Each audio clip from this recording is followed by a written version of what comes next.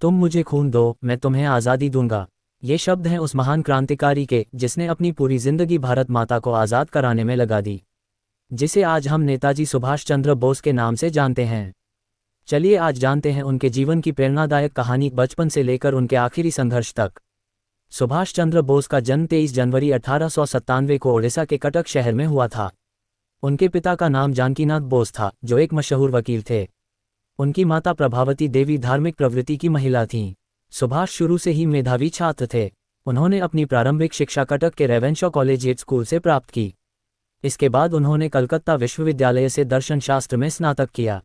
साल 1919 में सुभाष चंद्र बोस इंग्लैंड गए और भारतीय प्रशासनिक सेवा ICS की परीक्षा पास कर ली, लेकिन उन्होंने अंग्रेजों की गुलामी स्वीकार करने से मना कर दिया और ICS की नौकरी छोड़ दी। उनका एक ही सपना था, भारत को आज़ाद देखना। वापस भारत आकर उन्होंने महात्मा गांधी के नेतृत्व में कांग्रेस से जुड़कर आज़ादी के आंदोलन में हिस्सा लिया, लेकिन जल्द ही उनके और गांधी जी के विचारों में मतभेद सामने आने लगे।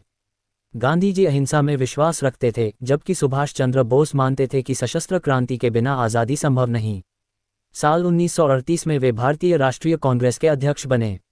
उन्होंने प्लान्ड इकोनॉमी और पूर्ण स्वतंत्रता जैसे विचार रखे। फॉरवर्ड ब्लॉक और गिरफ्तारी। जब कांग्रेस के भीतर उनके विचारों को समर्थन नहीं मिला तो उन्होंने फॉरवर्ड ब्लॉक की स्थापना की। ब्रिटिश सरकार को उनके बढ़ते प्रभाव से डर लगने लगा और उन्हें कई बार गिरफ्तार किया गया। भाग 5 साहसी पलायन और आज़ाद हिंद फौज का निर्माण। साल 1941 में सुभाष चंद्र बोस ने अंग्रेजों की नज़रबंदी से भेष बदलकर कोलकाता से भाग निकलने की योजना बनाई। वे अफगानिस्तान फिर रूस होते हुए जर्मनी पहुंचे। वहां से उन्होंने जापान का रुख किया और आज़ाद हिंद फौज INA की स्थापना की। उन्होंने भारत के बाहर रह रहे भारतीयों को संगठित किया और एक मजबूत फौज बनाई, जिसका मकसद था भारत को अंग्रेजों से आज़ाद कराना। उनका नारा था, जय हिंद और दिल्ली चलो। भाग 6 आज़ाद हिंद सरकार और संघर्ष। 21 अक्टूबर 1943 को नेताजी ने आज़ाद हिंद सरकार की घोषणा की।